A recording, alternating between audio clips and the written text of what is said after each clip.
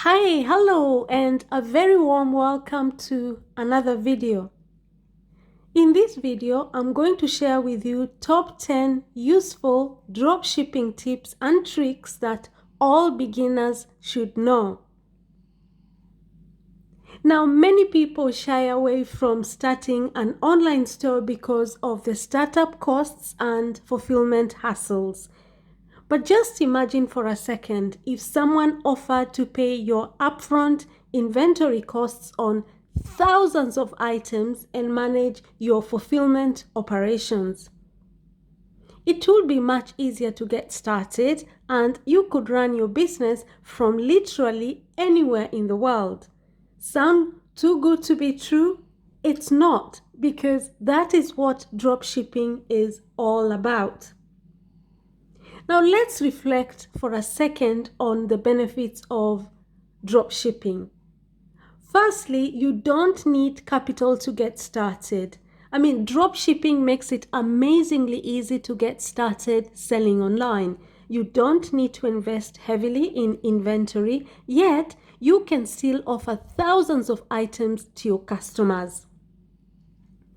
Also, successfully launching and growing an e-commerce business takes a lot of work, especially if you have limited resources.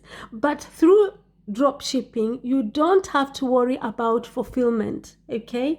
It is incredibly convenient and it frees up your time to concentrate on marketing your products, customer service, and operations. And with all the physical fulfillment issues handled, you're free to operate your business anywhere you can get access to as long as you have internet connection. Now, dropshipping is a tested model. Plenty of online stores, even major retailers like Macy's, they all use dropshipping to offer a wider selection of products to their customers without having to deal with increased inventory hassles. But the truth of the matter is, dropshipping can be tricky. So for that reason, I'm going to give you some insight on 10 really useful dropshipping tips and tricks that you need to know whether you're beginning or not. Now, the first one is in regards to suppliers botching an order. What do I mean? Now, even great suppliers, they make mistakes, and as a dropshipper, you're guaranteed to have fulfillment errors from time to time. If you're going to be dropshipping, that's one of the realities you have to come to terms with. So what do you do when your supplier sends the wrong order or nothing at all to your customer? Now, I'm going to give you 3 options, 3 ways through which you could resolve that issue when your supplier sends the wrong item or nothing at all to your customer. First of all, own the mistake. Under no circumstances should you blame your dropshipper for the mistake. It will only cause confusion and make you look like an amateur. The customer has no idea the dropshipper even exists. Instead, you need to own the problem. Just apologize and let the customer know what you're doing to fix it. So, when your supplier sends the wrong item to your customer or nothing at all, own the mistake, okay? Step number 2, make it up to the customer. Once you have owned the mistake, make it up to the customer. Depending on the level of the mistake, you may want to proactively offer the customer something for the error. This could mean refunding the shipping fee, for example, or an upgrade if the customer needs a new item shipped out. So make it up to the customer that you have disappointed by having the supplier not deliver the item or deliver the wrong item. The third way in which you could resolve that problem is by making the supplier pay to fix it. Now, you may have to assume responsibility for the error, but that does not mean you need to cut into your profit margin. No, no, no. Any reputable supplier will pay to fix its own errors, including paying for shipping costs to return items. However, it probably won't pay for any freebies or upgrades you gave the customer. You need to consider those public relations and brand building expenses. Again, even the best dropshipping suppliers will occasionally make mistakes, but be extremely wary of a supplier that habitually botches your orders and fails to fulfill them properly. Unless you can get the supplier to change, which is unlikely, your business reputation will suffer. So if this is the case, you should probably start looking for another supplier. Now, my second dropshipping tip and trick that I would give to all beginners is managing inventory and multiple suppliers. Let me shed some light onto that. Now, most experienced dropshippers would agree that managing the status of inventory across multiple suppliers is the biggest challenge you'll ever face running a dropshipping business. Yes, managing the status of inventory across multiple suppliers is really the biggest challenge you will ever face as a dropshipper. Now, you do a poor job of this and you'll constantly be informing customers that their order is out of stock. Now, not a great way to attract repeat business and loyal brand fans. Now, properly managing your inventory across your suppliers and distributors and limiting the number of out-of-stock items you sell is a complex process. Shopify apps like Duoplane and Cincy or a web-based service like Odoro can help you synchronize inventory. So to synchronize your inventory, you can use Shopify apps like Duoplane, that is Duoplane,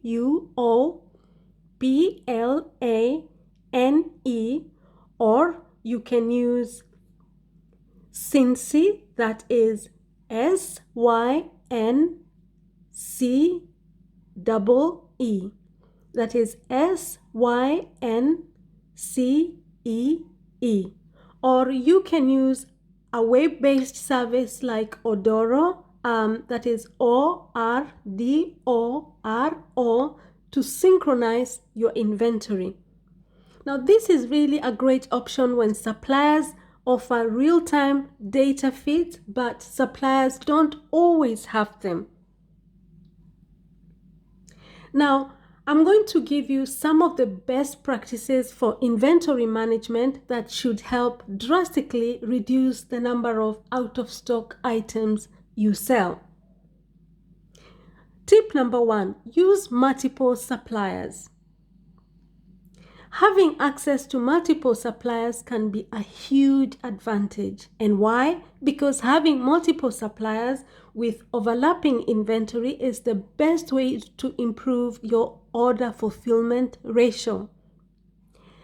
For example, if supplier A doesn't have an item in stock, there's a good chance supplier B has it.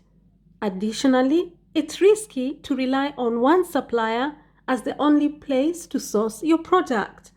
If they decide not to work with you, raise their prices, or go out of business, it can jeopardize the future of your business.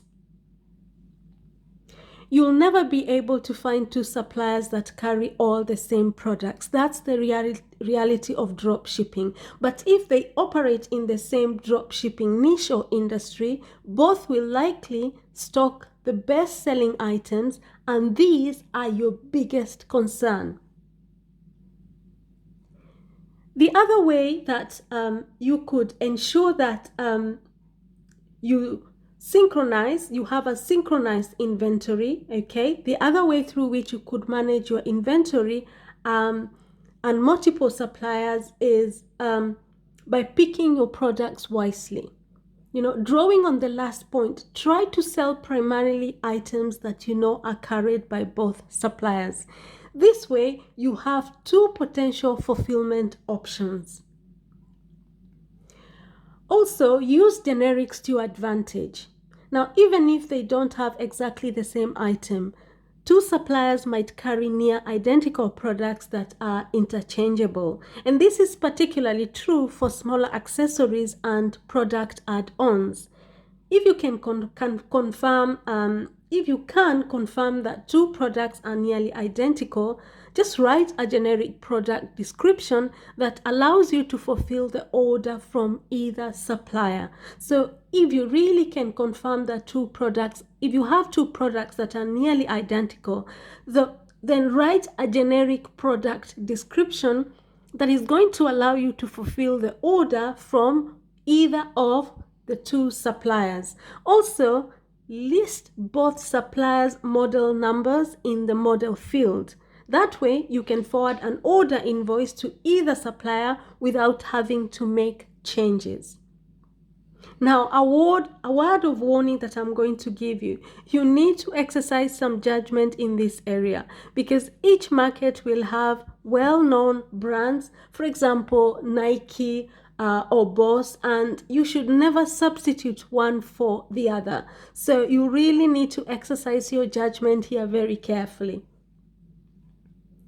Now, the other way that you could ensure that you have items in your inventory and that when customers order, you do not have items out of stock from your suppliers is please check on item availability.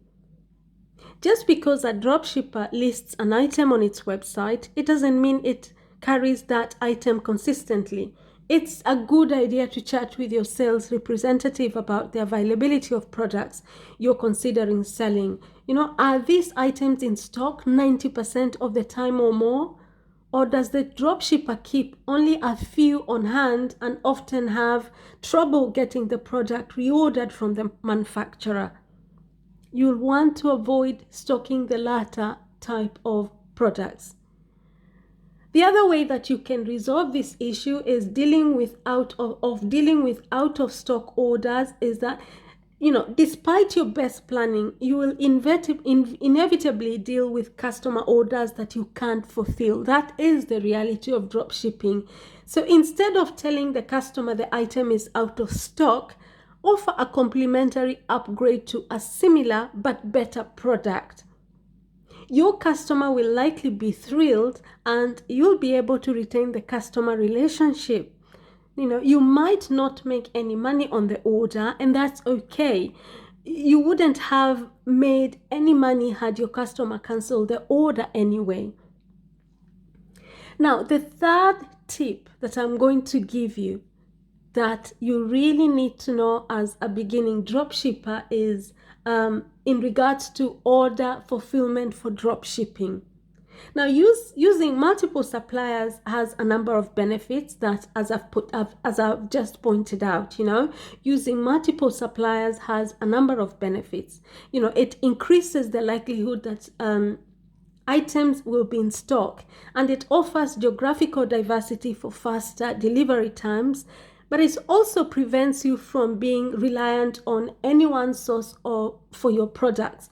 A useful fallback plan if you go to supplier runs out of stock on, let's say, for example, Black Friday weekend, for example. With multiple options for filling an order, how do you know which is the right supplier to choose? Now, there are a few different methods to consider when you want to know who is or which is the right supplier to choose. Now, the first one is route all orders to a preferred supplier. Route all your orders to a preferred supplier. If you have one supplier that's best to work with, you can simply route all orders to that supplier by default. Now, this is particularly easy to implement as you can simply just add your supplier's email addresses as a recipient for all new order confirmations, automating the entire process. If you use this method, ideally, your preferred supplier will stock most of the items you sell. Otherwise, you will frequently have to deal with rerouting orders that it couldn't fulfill. The other thing that you need to think about is routing orders based on location. What do I mean? If you use multiple suppliers that each stock the majority of your products, you can simply route the order to the supplier closest to your customer. And this is not only expedites delivery to your customer, but also saves on shipping fees. So really, you can simply route the order to the supplier closest to your customer, and that ensures that the delivery time of the product to your customer is very fast, but it also saves on shipping fees. The other thing you want to think about is route orders based on availability. Now, what I mean is that if you stock a large catalog of products spread out over numerous suppliers, you likely need to route each order based on which dropshipper has the item in stock. Now, this option requires more work if you're doing it manually, but it can be automated with a service like e-com hub if your suppliers provide data feeds. Also, think about route orders based on price. This sounds great in theory, but unless one supplier has significantly better pricing, it can be pretty difficult to automatically determine which supplier will be the cheapest. Now, any automated solution you will need to consider potential drop shipping fees, the real-time shipping rates, and real-time supplier pricing. So while not impossible, it can be difficult to implement an accurate automated system to accomplish this. Please note that even if you don't route all your orders on price, you should have your suppliers bid against each other to achieve the best pricing possible as your business grows. And just don't try doing this too early. If you're asking for pricing discounts as a newbie, you'll likely only annoy your suppliers. Okay? Now, the fourth drop shipping tip that I'm going to give you as a beginner is think in terms of security and fraud issues. This is something you really have to think about, security and fraud issues. Now, I'm going to delve into this so that you have a comprehensive understanding. Now, think about storing credit card numbers. Storing your customer's credit card information can allow for convenient reordering, for example, and may increase sales. But if you're hosting your own site, this typically isn't worth the security issues and liability, quite frankly. Now, to store credit card data, you'll need to abide by all sorts of PCI, that is Payment Card Industry, compliance rules and security audits. Now, this process is expensive and quite complex, especially for non-technical business owners. Now, and if let's say, for example, your server is hacked or breached, you might be liable for the stolen card information. Now, so the best solution is to not store your customer's credit card data, okay? The best solution is to not store your customer's credit card data. Consider offering payment options such as PayPal or Shop, which speeds up checkout and can reduce cart abandonment. Implementing payment gateways frees you to focus your efforts on marketing and customer service instead of security audits. So fortunately, if you're using a hosted platform like Shopify, you won't need to worry about any of this. But if you're using a self-hosted cart, make sure to disable the store card information feature in your configuration panel, okay? If you're going to be using a self-hosted card, please make sure to disable the store card information feature in your configuration panel. Okay? Otherwise, consider offering payment options such as PayPal, okay, Ideal, for example. Okay, there are so many other payment gateways that you could use. Now, also think about dealing with fraudulent orders. The possibility of fraudulent orders can be scary when you're starting out, but with some common sense and a bit of caution, you can prevent the vast majority of losses due to fraud. Also, think about the address verification system. You know, the most common and widely used fraud prevention measures is the address verification system.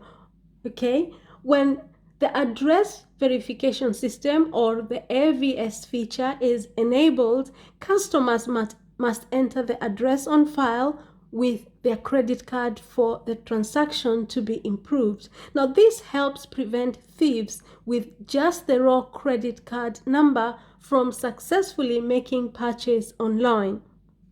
Fraud is rare for orders that pass the AVS check and are shipped to the customer's billing addresses. You know, the vast majority of fraudulent e-commerce orders occur when the billing and shipping addresses are different. Now, if in these cases a thief enters the card owner's address as the billing address and enters a separate shipping address for the goods, unfortunately, if you don't allow customers to ship to addresses other than the billing address, you lose out on a lot of legitimate orders. But by allowing it, you are at risk for fraudulent orders that you will have to pay for. So if you ship an order to an address other than the card holder's address, the credit card company will make you foot the bill in the event of fraud. So remember that. Now, fortunately, fraudsters tend to follow patterns that make it easier to spot illegitimate orders before they ship.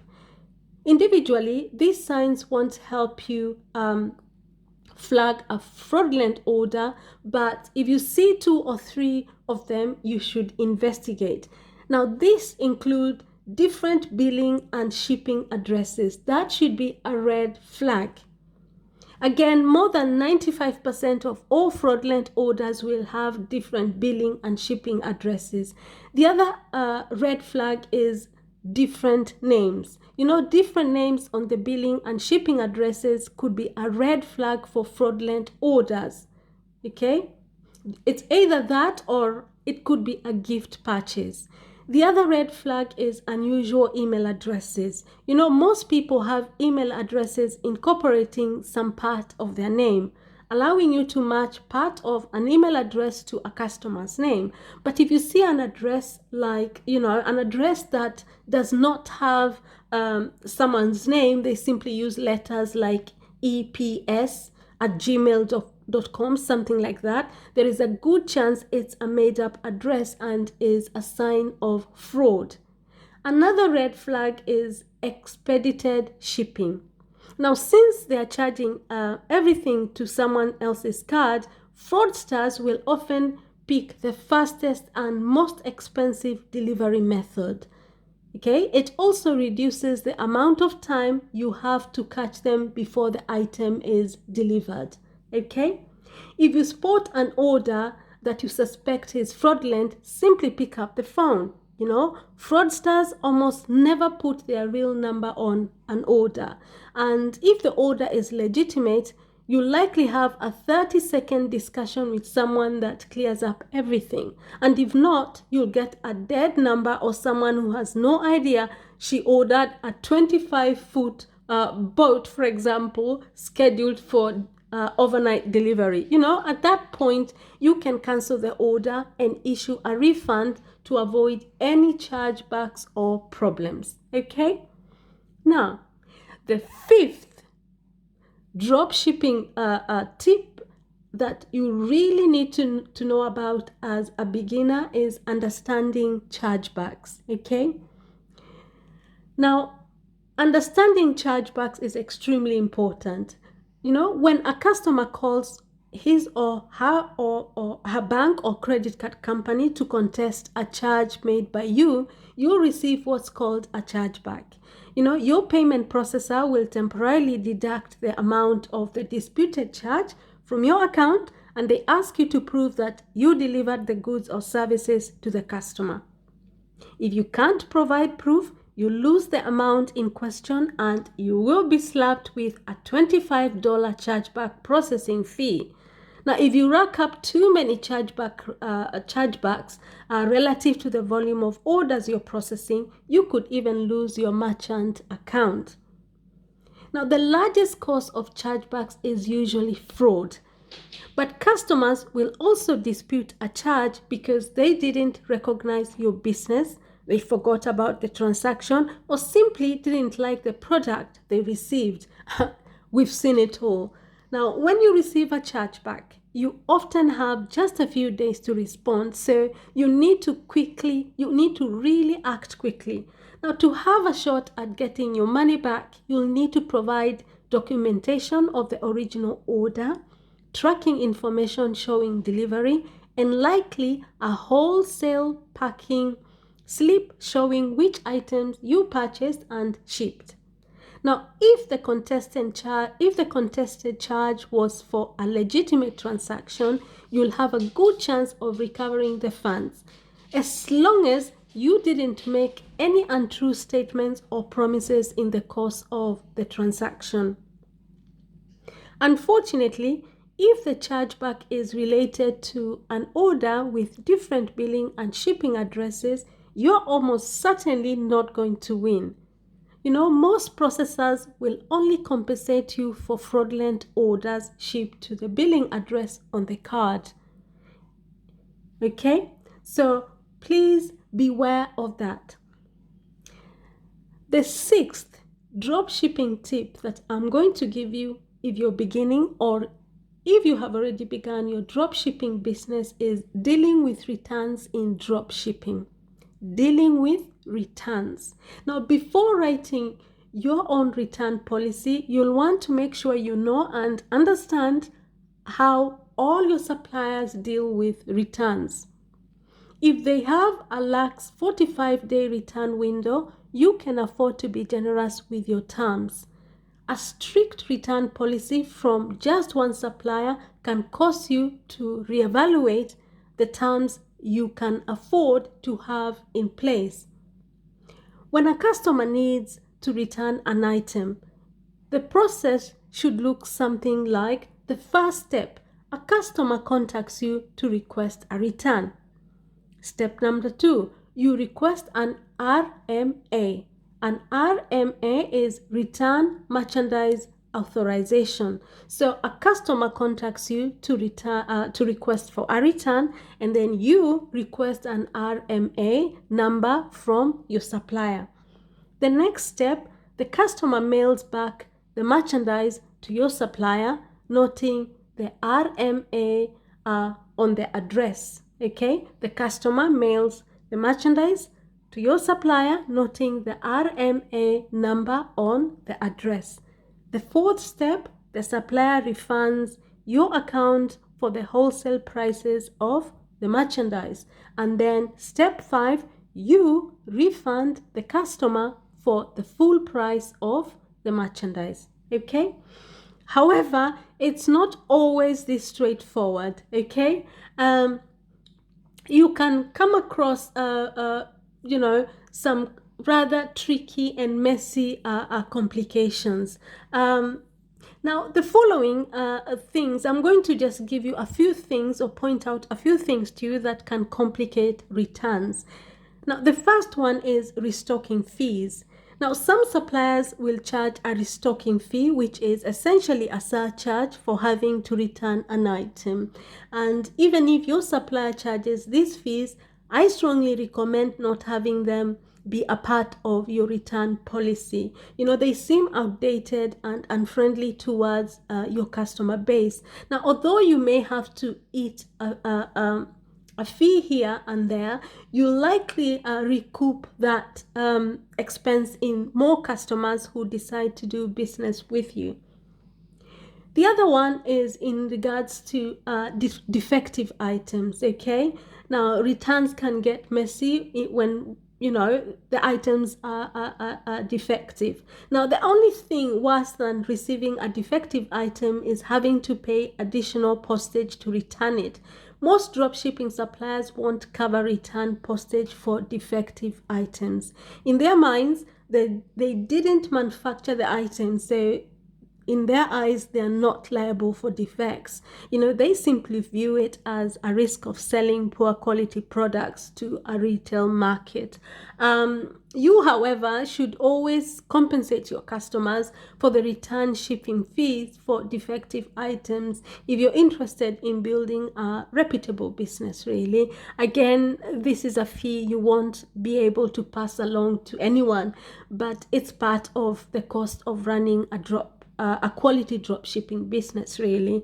Unless you have your own UPS or FedEx account, it can be difficult to print prepaid shipping label for customers. So you may need to issue a return shipping refund to compensate them for their out-of-pocket expense. However you do it, make sure you compensate them somehow. Now, if the defective item is relatively inexpensive, it often makes sense to just ship the customer a new product without requiring them to return the old one. This has a number of advantages compared to making them return the old items. And some of the advantages include the fact that it can be cost effective. It doesn't make sense to pay $10 to return an item that only costs you $12 from your wholesaler. You'll only get a profit of $2, but it's not worth it for the hassle to your customer, supplier, and staff. Also, the customer is blown away. How often do companies simply ship out a new product without needing an old one back? Almost never. You'll score major points with your customer, and you may land that customer for life. Also, the customer will get the new product much faster than if the old one had to be returned to the warehouse before the new item could be shipped. And your supplier may pay for shipping. Suppliers won't pay for returning shipping on a defective product, but most of them will pay to have a replacement sent to the customer, because they'll be paying for return shipping anyway. So most suppliers can be talked into covering the shipping on a replacement product that you simply purchase separately. Plus, many are glad to duck the hassle of processing the return. So, if a customer wants to return a non-defective product for a return, most companies will expect the buyer to pay for the return freight. Now, this is a fairly reasonable policy. If you're willing to offer free returns on anything, you'll definitely stand out. But it can get expensive, and most customers will understand that you shouldn't have to cough up return shipping fees simply because they ordered a product they ultimately did not want. Now, the seventh drop shipping tip and trick that I'm going to give you is shipping issues. Okay, you will come across issues in regards to shipping. Now, calculating shipping rates can be a big mess for drop shipping business owners. With so many different products shipping from multiple locations, it's difficult to accurately calculate shipping rates for orders. Now, there are three types of shipping rates that you can use. The first one is real-time rates, real-time rates. Now, with this method, your shopping cart will use the collective weight of all the items purchased and the shipping destination to get an actual real-time quote. Now, this is very accurate, but it can be difficult to compute for shipments from multiple warehouses. Now, the second type of shipping rate is what we call per type rates. Using a per type method, you'll set a flat shipping rates based on the types of products ordered. So all small widgets would ship for a flat $5 rate, while all large widgets would ship for $10. Okay. The other one that you could think about is the flat rate shipping. Now, as the name implies, you charge one flat rate for all shipments, regardless of the type. And you could even offer free shipping on all orders. Now, this method is the easiest to implement, but is the least accurate in reflecting actual shipping costs. Okay, so when it comes to shipping rates, you have three different types that you could use. You have the real-time rates, you have per type rates, and you have flat rate shipping. So, when it comes to shipping, it's important to refer to the overarching principles about drop shipping that, I've already pointed out. Specifically, you should always try and simplify, your drop shipping process as much as possible. Some business owners will spend days or weeks, struggling with shipping rules for an e-commerce store that has yet to generate a sale. So instead, they should just focus optimization efforts on search engine marketing and media and customer service, and quickly implement a shipping policy that makes sense from an overall level. Then once they start to grow, they can invest in a more exact system. Now, with this philosophy, it's often best to estimate an average shipping fee and set that as your overall flat rate. You probably lose money on some orders, but make it back on others. Even if you could implement a system that passed along extra shipping fees based on supplier location, would you really want to? Most customers balk at excessive shipping fees, especially when they assume their order is originating from one location. So instead, try to limit multiple shipments by using suppliers with overlapping inventory, and by being selective about the items you sell. Okay, this is a much more practical and simple long-term solution. Okay, now there is also the issue of international shipments. Now, international shipping has become easier, but it's not as straightforward as domestic shipping. When you ship internationally, you have to consider a number of things. Firstly, you have to consider different weight and length limitation for different countries. You also have to consider additional charges from suppliers for processing international orders. Also, you have to think about the added expense of resolving problematic orders due to higher shipping fees. And finally, you have to think about excessive costs for shipping large or heavy items. Is the hassle worth it? It depends on the market you're in and the margins you earn.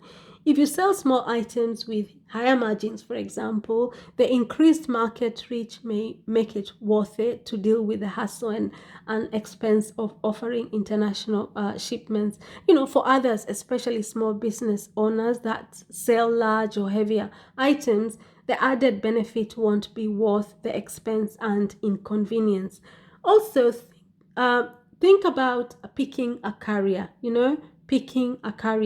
Selecting the right carrier is really, really important when you're drop shipping, as it can save you a significant amount of money. In the US, for example, the largest decision you'll need to make is between UPS, FedEx, and the US Postal Service. When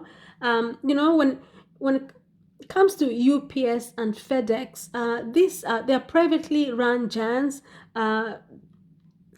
Are great for shipping large, heavy packages domestically. Their rates for big shipments will be significantly lower than those charged by the USPS, okay, that is the US Postal Service.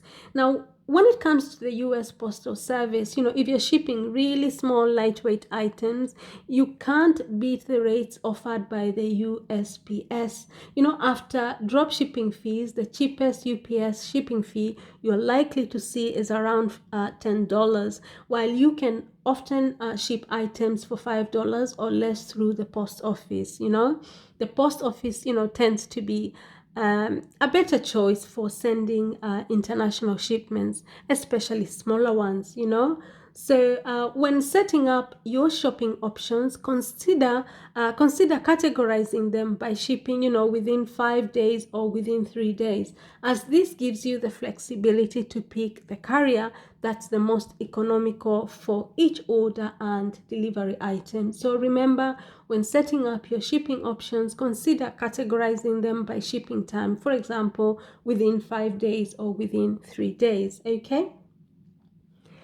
The eighth tip and trick that you need to know if you're going to begin drop shipping is providing customer support, okay? Providing customer support.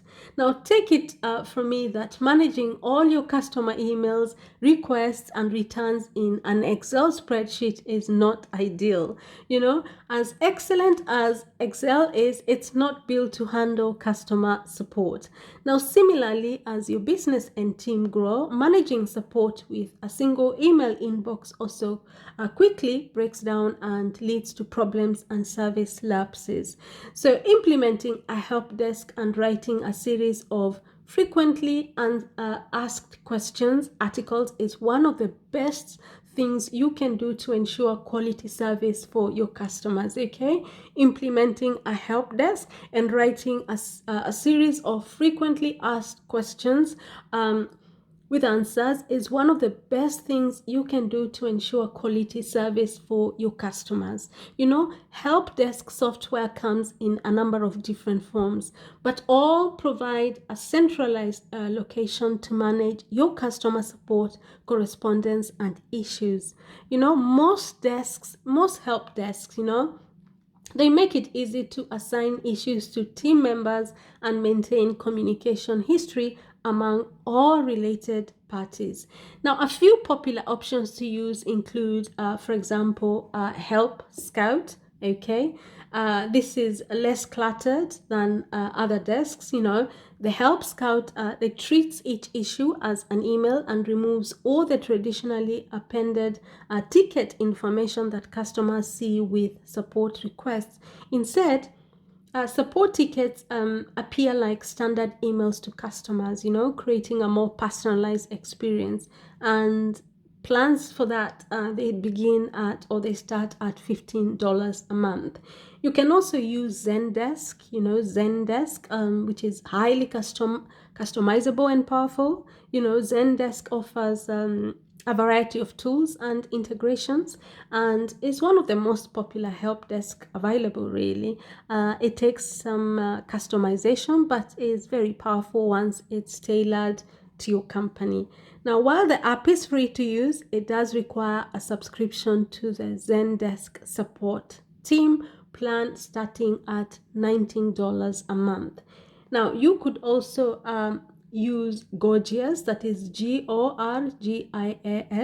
It is built specifically for Shopify stores, and Gorgias manages all of your support queries in one place, helping you reduce response time and increase the efficiency of your customer support. Gorgias has automation tools to personalize responses to your most frequent questions, and the payment plan starts at $60 a month. You could also use Help Center, access all customer inquiries from email, live chat, and Facebook Messenger in a single platform and save time. It's easy to create an frequently asked questions page from scratch to help customers self-serve themselves and find answers to their issues. And they do have a free plan, okay? And finally, you could use Reach Panel, okay? Where, Reach Panel enables you to see order data next to each ticket, and sending tracking info, editing orders, and issuing of refunds without leaving the help desk. You're able to create survey scenarios in the help center and instantly answer common repeat questions. Okay, and they also do have a free plan available. Now, the ninth tip that I'm going to give you is related to phone service, offering phone support. Okay, now deciding whether to offer phone support can be a tricky decision when you're drop shipping. Now, it's obviously a great way to provide real-time support, but is one of the most expensive support methods. So if you're bootstrapping a business while working your 9 to 5, you won't be able to handle calls. But if you're working full-time on your business or having a staff member who can, it might be a feasible option. Now, if you're unable to staff a phone throughout the day, you can always have your phone number ring through to voicemail and return customer calls later. This isn't a perfect solution, but can be a good compromise. You should consider the type of dropshipping products you'll be selling when thinking about how to offer phone support. If you're a diamond boutique selling jewelry, many customers won't be comfortable placing an order that large. If you are a diamond boutique selling jewelry from 1,000 to 6,000 range, for example, many customers won't be comfortable placing an order that large without talking to a real person.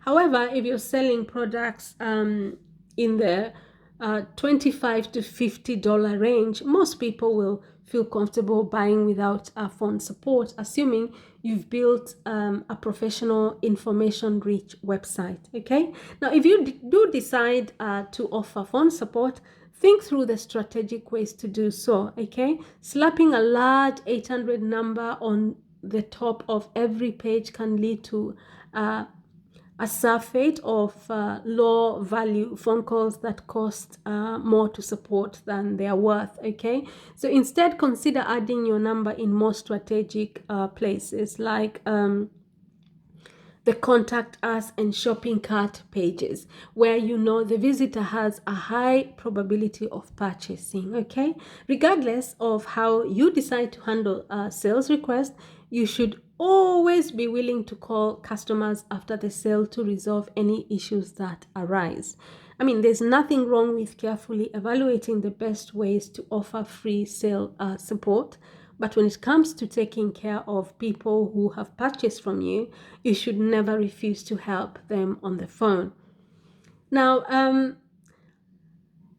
the 10th tip and trick that I'm going to give you that you need to know when it comes to drop shipping is focusing on marketing. Okay, focusing on marketing.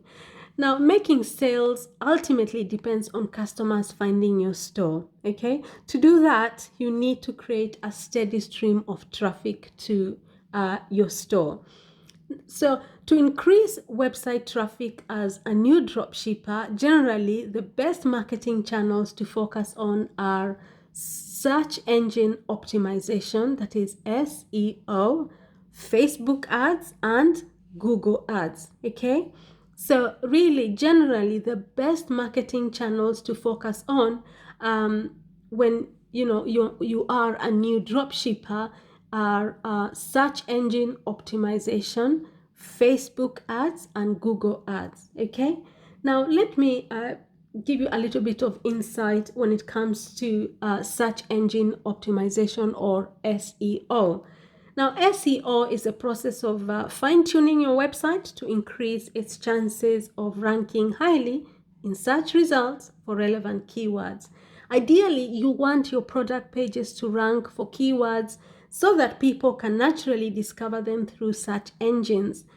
Now, while most keyword searches are short tail queries, 2 or 3 words in length, they are more competitive and crowded, making them hard to rank for. Instead, try focusing on long tail keywords, which are 3+ plus words in length.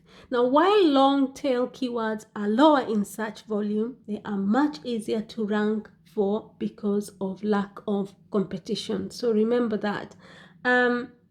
You can discover this using tools like Google Ads or keyword.io.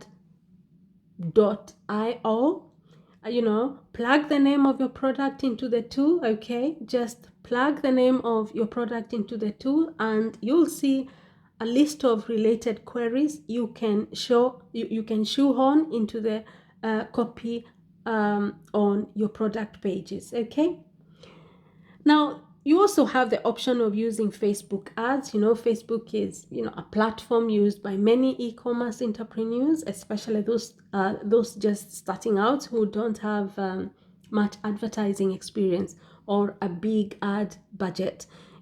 It's filled with opportunities for you to reach new customers and drive them to your online store, as it has over 2.6 billion monthly active users. So creating Facebook ads allows you to directly access an active and engaged user base. Now, the perk of advertising on Facebook is you can get target customers based on demographics, interests, and behaviors.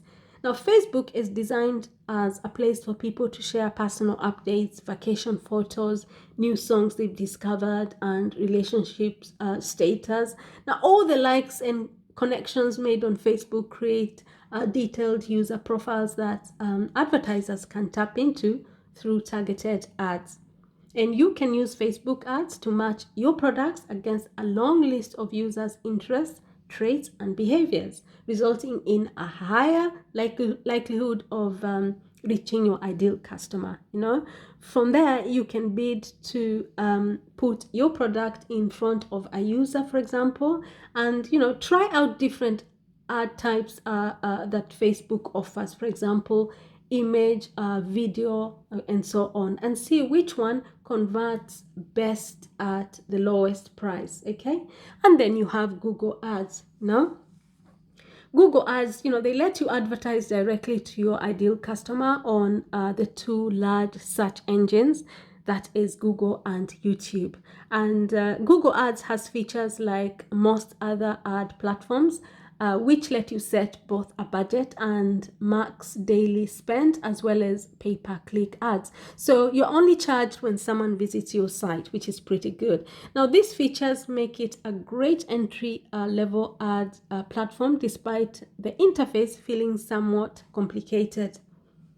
Now, what makes Google Ads uniquely attractive is its ability to reach consumers in three different distinct ways. Firstly, through search ads. Secondly, through Google Display Network, and three, through YouTube ads. The real lure of Google Ads is you can target a specific audience based on specific behaviors, how they've interacted with your site or brand before, demographics, interest, and other traits. And with a budget in mind as a new dropshipper, this can really help you target new and retarget previous visitors and win sales. Now, combining some of these features, you could try using Google Display Network to retarget people who viewed certain products. And this means that as they explore the web and where websites have display ads set up, they will see the product they were just viewing on your online store. Okay, so Google Display Network is really handy. Or earlier in the SEO section, we cover earlier, I also talked about how, when I was talking about the SEOs, how to find and use the long tail keywords. So if the price is right, why not try bidding on those before the page is ranking? Okay, now, so those are really the 10 drop shipping tips and tricks that I would give you. I'm just going to give you a final recap of them so that you can reflect on them. And the first one that we talked about is what should you do when suppliers botch an order? Secondly, how do you manage inventory and multiple suppliers? Thirdly, we discussed in depth about order fulfillment for dropshipping. Fourthly, we talked about security and fraud issues. Fifth, we talked about understanding chargebacks. Sixth, we talked about dealing with returns in dropshipping. Seventh, we talked about shipping issues. Number 8, we talked about providing customer support. Number 9, we talked about offering phone support. And finally, I talked in depth about focusing on marketing. Now, if you found the video content helpful at all, then kindly remember to give this video a thumbs up, subscribe to the channel, and also share the video with anybody else that may benefit from it. Now, don't forget to subscribe to the channel because I have a lot of people who view my channel, but you never subscribe. So please subscribe to the channel for more useful content. Remember, this channel is all about helping you to improve in all areas of your life financially and grow your wealth. Thank you very much, and I shall see you in our next video. Bye bye.